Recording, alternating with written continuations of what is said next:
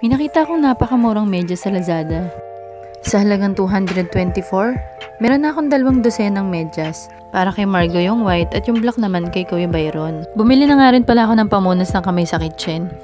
Kakaiba kasi yung itsura niya compared sa mga binibili ko dati, kaya in-add to cart ko na rin.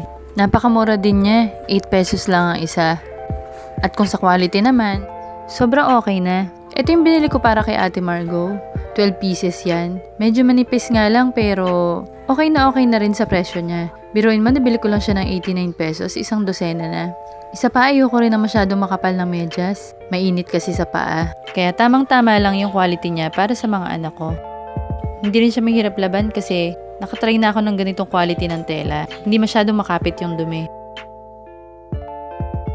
Ayan nga, tiniisa-isang tanggalin na ni Khalil sa plastic para ipakita sa inyo yung quality. Ganito lang siya kanipis, pero kahit ganun, komportable pa rin siya suotin.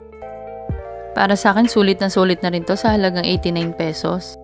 Ito naman yung kay Kuya Byron, isang dosena rin siya, pero in fairness, maganda rin yung quality niya.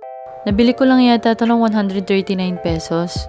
Hindi ganun kanipis at hindi rin ganun kakapal. Mahaba na rin siya kaya kung malaki yung paa na magsusuot, saktong-sakto na rin.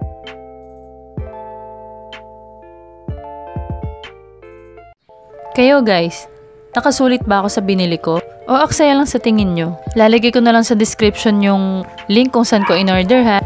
Salamat sa panonood. Paki-like, share, and follow na rin po for more videos. Thank you!